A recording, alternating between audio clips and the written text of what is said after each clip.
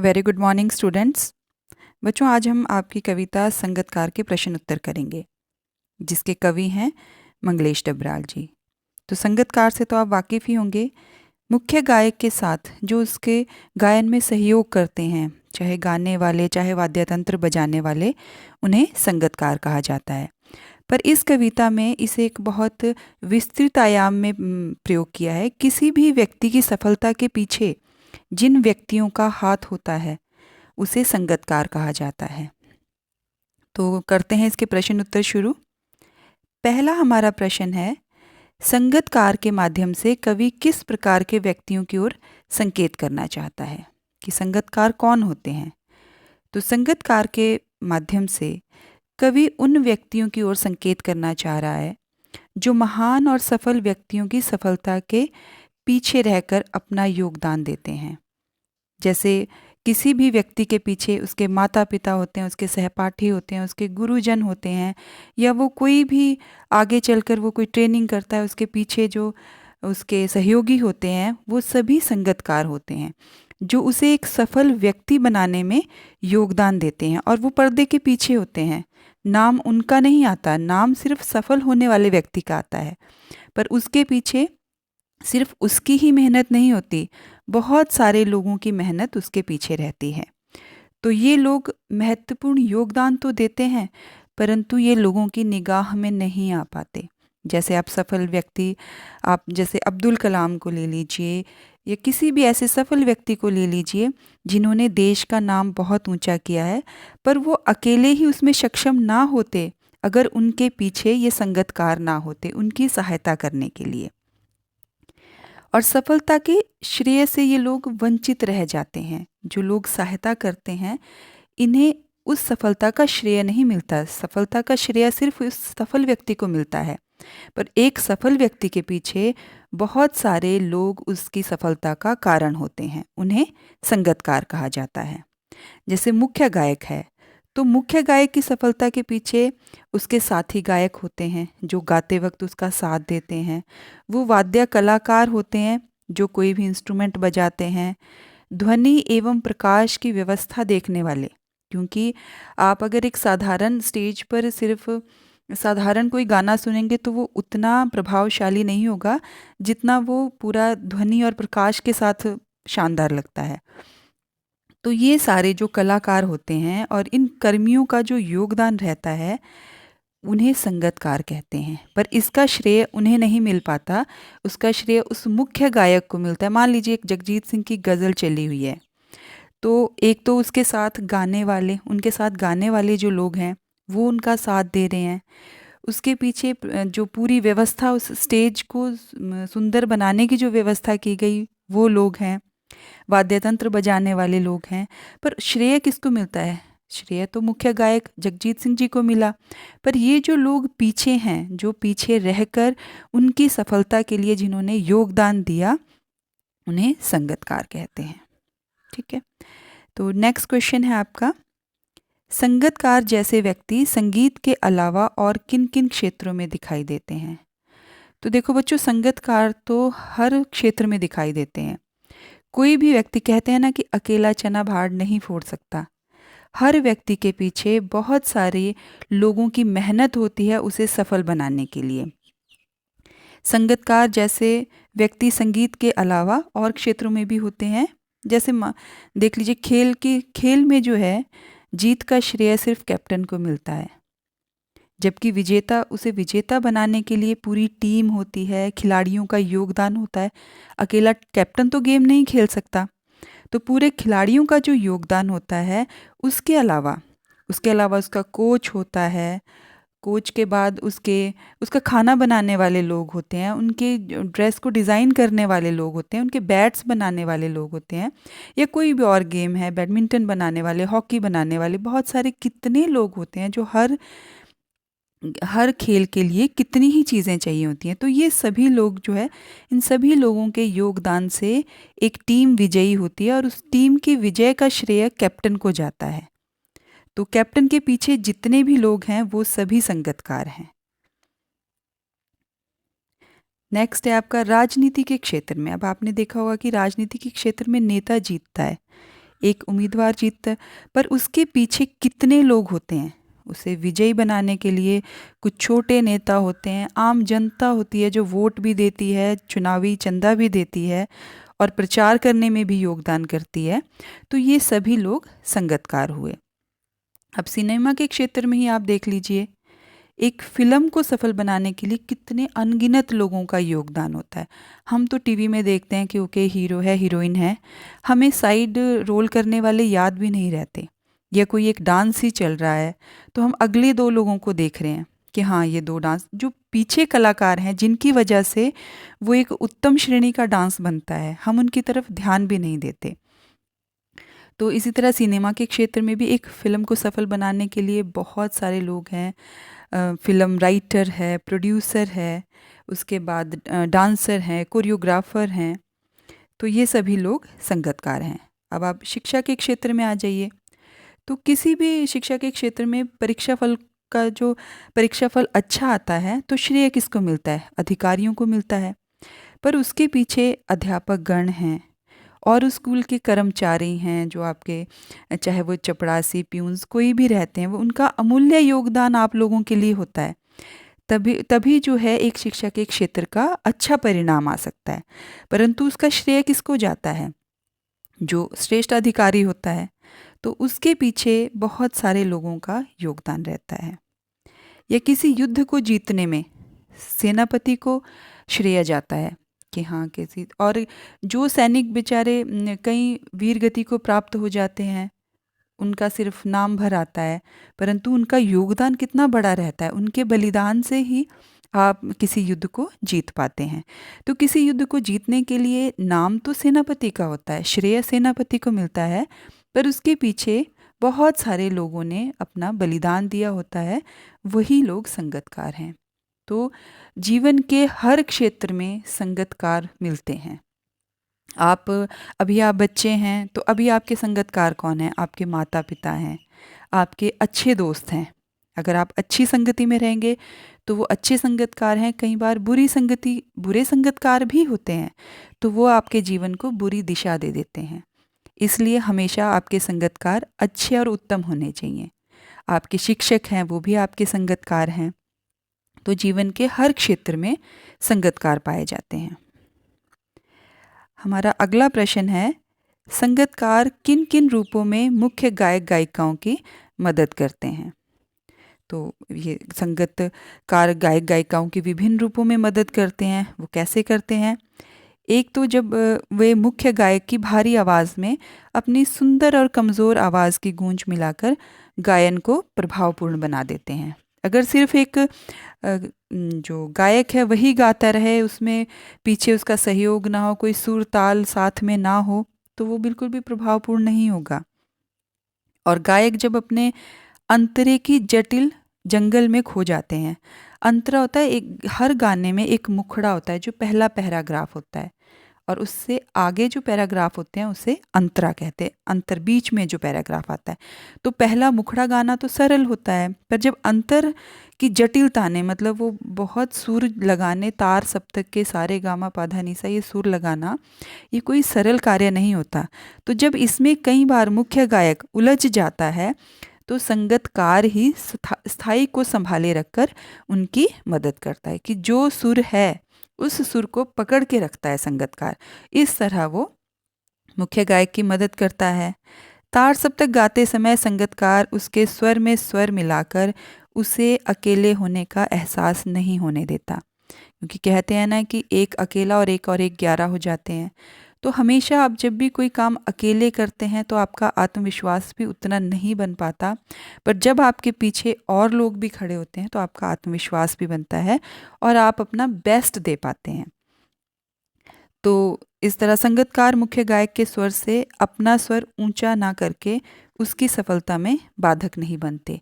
ऐसा नहीं है कि जो संगतकार है वो मुख्य गायक की तरह नहीं गा सकते, पर सिर्फ वो मुख्य गायक अच्छा गा पाए इसलिए वो अपनी आवाज़ को धीमा और ऊंचा नहीं उठने देते हैं, स्वर अपना धीमा रखते हैं, ताकि वो मुख्य गायक की सफलता में बाधक ना बन पाए। ऐसा ना हो कि मुख्य गायक से ज़्यादा ध्यान उन पर चला जाए। अगला आपका प्रश्न है, भाव स्पष्ट कीजिए। ये हमारी कविता का एक पद्यांश है, तो इसका भाव स्पष्ट करना है। और उसकी आवाज़ में जो एक हिचक साफ सुनाई देती है।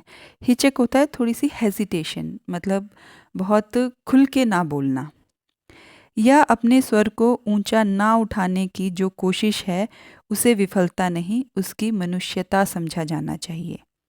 कि अगर कोई संगीतकार धीमी आवाज़ में गाकर मुख्य गायक की सहायता कर रहा है, उसका सहयोग कर रहा है, तो इसका मतलब, उस हिचक का मतलब ये नहीं है कि उसे गाना नहीं आता, या वो उसकी विफलता नहीं है, वो उसकी मनुष्यता है जो वो मुख्य गायक का साथ निभा रहा है उसे अच्छा गाने में। तो उपयुक्त पंक्तियों का भाव यह है कि संगीतकार जानबूझकर अपने स्वर को मुख्य गायक के स्वर से ऊंचा नहीं होने देता। यह संगीतकार द्वारा अपनी प्रतिभा का त्याग है। हालांकि कई बार हमने ये भी देखा है कि मुख्य गायक से ज़्यादा अच्छा गाने वाले लोग भी पीछे खड़े होकर उसका साथ दे रहे होते हैं, वो सिर्फ इसलिए कि वो मुख्य गायक की प्रतिभा को निखारना चाहते हैं। तो जो योग्यता और सामर्थ्य होने पर मुख्य गायक की सफलता में बाधक नहीं बनता है। ऐसा नहीं है कि जो संगीतकार उस गायक का गुरु भी हो सकता है, पर अगर वो पीछे है और उसने अपनी आवाज़ धीमी रखी है, तो वो सिर्फ इसलिए कि वो अपने शिष्य को और आगे बढ़ाना चाहता है, अपने शिष्य की प्रतिभा में और निखार लाना चाहता है। तो उसे उसकी विफलता नहीं समझना चाहिए। ये नहीं समझना चाहिए कि मुख्य गायक जो है वही सर्वोसर्वा है। जो उसके संगीतकार हैं वो उनकी मानवता का एक अनूठा उदाहरण है। जैसे मान लीजिए आज आपके माता पिता आपको पढ़ा रहे हैं, लिखा रहे हैं। हो सकता है किसी के माता पिता अनपढ़ भी हों या कम पढ़े लिखे हों। कल को आप किसी अच्छी पोस्ट पर पहुंच जाते हैं और आप उनको ही अगर सिखाना शुरू कर देते हैं, तो ये चीज़ जो है वो आपकी मानवता नहीं होगी। क्योंकि जिन्होंने आपको बनाया है उनको सिखाना अच्छी बात नहीं है, वो उत्तम नहीं। ये संगीतकार कविता आपको बहुत सारी सीख देने के लिए आपकी पुस्तक में डाली गई है और बहुत सारी अनमोल बातें आप इससे सीख सकते हैं। तो हमेशा जो आपके संगीतकार हैं उनका आदर कीजिए, क्योंकि वो हमेशा आदरणीय ही हैं, चाहे वो आपसे कम पढ़े लिखे हैं, चाहे वो आपसे कम पोस्ट पर हैं। अगला प्रश्न है हमारा, किसी भी क्षेत्र में प्रसिद्धि पाने वाले लोगों को अनेक लोग तरह तरह से अपना योगदान देते हैं।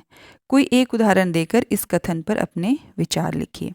तो अभी मैंने आपको बताया ही कि हर क्षेत्र में, आप चाहे ड्राइवर ले लीजिए, चाहे आप पेंटर ले लीजिए, डॉक्टर ले लीजिए, इंजीनियर, कोई भी क्षेत्र, पायलट ले लीजिए, आप कोई भी प्रोफेशन उठा के देख लीजिए, हर क्षेत्र में संगीतकार होते ही हैं। क्योंकि कहते हैं ना, बिना गुरु ज्ञान नहीं। किसी भी कला को सीखने के लिए आपको गुरु की ज़रूरत होती ही है, और वो गुरु ही आपके संगीतकार हैं। तो किसी भी क्षेत्र में प्रसिद्धि पाने वाले लोगों को अनेक लोग तरह तरह से अपना योगदान देते हैं। उनकी सफलता में योगदान देने वाले बहुत से लोग होते हैं जो पर्दे के पीछे रह जाते हैं और प्रकाश में नहीं आ पाते हैं। इसका उदाहरण देखिए, हम कि जैसे एक किसी ने एग्जाम्पल दिया है कि हमारे क्षेत्र के जो विधायक हैं वो श्री रमन शर्मा हैं। कोई व्यक्ति है जो विधायक है। थोड़े दिनों पहले वे अत्यंत साधारण आदमी थे। आप आस-पास भी अपने एग्जाम्पल देखते होंगे कि एक बहुत ही साधारण व्यक्ति एकदम कोई विधायक बन जाता है, कोई मंत्री बन जाता है या बहुत ही ऊंची पोस्ट पर चला जाता है। तो उनके सद्व्यवहार से प्रेरित होकर लोगों ने उन्हें चुनाव लड़ने के लिए प्रेरित किया। ऐसा नहीं है कि जो व्यक्ति होता है वो गुणहीन होता है, उसमें कोई ना कोई गुण होता है और किसी के गुणों को परखकर ही संगीतकार उसे आगे बढ़ा सकते हैं।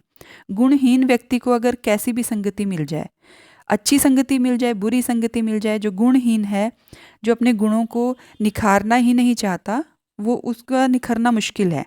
उसके लिए आपके अंदर भी गुण होने चाहिए, सद्व्यवहार होना चाहिए। तो लोगों ने उसे, उसके जो सद्व्यवहार है, उसका अच्छा व्यवहार था, उससे प्रेरित होकर उसे चुनाव लड़ने के लिए प्रेरित किया। और कुछ ने स्वेच्छा से ही 20 लोगों की टीम ने उनके लिए चंदा एकत्र करना शुरू कर दिया कि हम इस व्यक्ति को चुनाव लड़वाएंगे क्योंकि इसमें सद्भावना है, लोगों की सेवा की भावना है। तो युवा वर्ग ने स्वेच्छा से प्रचार का कार्य अपने जिम्मे संभाल लिया। मतलब जो युवा वर्ग था, स्वेच्छा होता है अपनी इच्छा से, उन्होंने उसका प्रचार प्रसार करना शुरू कर दिया और मुख्य बाजार के 2 बड़े दुकानदारों ने पोस्टर, होल्डिंग और बैनर का खर्च उठाया। ये सब संगतकार हैं उसके। ये सिर्फ एक एग्जाम्पल एक जगह का दिया जा रहा है, आप इसमें कोई भी एग्जाम्पल लिख सकते हैं। ज़रूरी नहीं है कि आप किसी प्रश्न का रट्टा मारें और उसी को लिखें। जो आपका दिमाग काम करता है, आपका जो आंसर है वो रिलेटेड होना चाहिए आपके क्वेश्चन से। तो आप किसी भी तरह का, आप इसमें किसी डॉक्टर का एग्जाम्पल ले सकते हैं, कोई बच्चा जो पढ़ा, उसके माता पिता, उसके टीचर, आगे उसके ट्रेनर, या किसी क्रिकेटर का एग्जाम्पल ले सकते हैं, वो आप पर है। तो 2 दुकानदारों ने पोस्टर, होल्डिंग और बैनर का खर्च उठाया। करीब 20-25 लोगों ने उसके साथ दिन रात एक करके क्षेत्र में घूमते रहे, चुनाव होने पर साए की तरह उसके साथ रहे। आज उन सहयोगियों को कोई नहीं जानता। अब आज जब वो रमन शर्मा विधायक बन गया है, तो आज उन लोगों को कोई नहीं जानता, सिर्फ ये जानते हैं कि हाँ, ये हमारा विधायक है। तो ये वो लोग हैं जो संगतकार हैं। तो आज सिर्फ जो रमन शर्मा है, उसे ही कर्मठ और ईमानदार विधायक कहा जाता है। जिन लोगों की वजह से वो बने, उन पर ध्यान नहीं जाता है लोगों का, तो वो लोग संगतकार होते हैं। हमारा अगला प्रश्न है, कभी कभी तार सप्तक की ऊंचाई पर पहुंचकर मुख्य गायक का स्वर बिखरता नजर आता है। उस समय संगतकार उसे बिखरने से बचा लेता है। इस कथन के आलोक में संगतकार की विशेष भूमिका को स्पष्ट कीजिए। तार सप्तक क्या होता है? तो तार सप्तक होता है जो हमारे सुर हैं, 7 सुर हैं, सा रे गा मा पा धा नी सा। तो ये हमारे जो 7 सुर हैं, जब लय और ताल को बहुत लंबा जो है गायक खींच रहा होता है, तो नेचुरली अगर आप गायक हैं तो आप उसको समझ रहे हैं। अगर आप गायक नहीं हैं, तो आप किसी गाने को गाना शुरू करेंगे तो बीच जैसे में ही गला फटना शुरू हो जाता है, और जैसे कुछ राख जैसी गले से झड़ रही है और आवाज़ बिल्कुल तीखी हो जाती है। वो स्वर जो है वो बेस्वर हो जाता है। तो ये तो गायकों का एक रियाज होता है कि जिसके चलते वो इतना अच्छा गा पाते हैं। तो वो कहता है कि जब वो स्वर बिखरने लगता है, क्योंकि जिनका रियाज होता है, हालांकि आपने देखा होगा कि ये जो हम सॉन्ग्स देखते हैं फिल्मों में, ये भी बहुत सारे रीटेक के बाद, बहुत ज़्यादा रीटेक्स के बाद आते हैं। बार बार बार बार इनको रीटेक करना पड़ता है। पर आपने कुछ ऐसे एग्जाम्पल भी देखे होंगे, आपके टीवी में कुछ लाइव प्रोग्राम अब आते हैं कि पूरा गाना बड़े छोटे छोटे बच्चे भी बहुत अच्छी तरह से गा रहे होते हैं। वो उनका प्रयास, वो उनका रियाज होता है।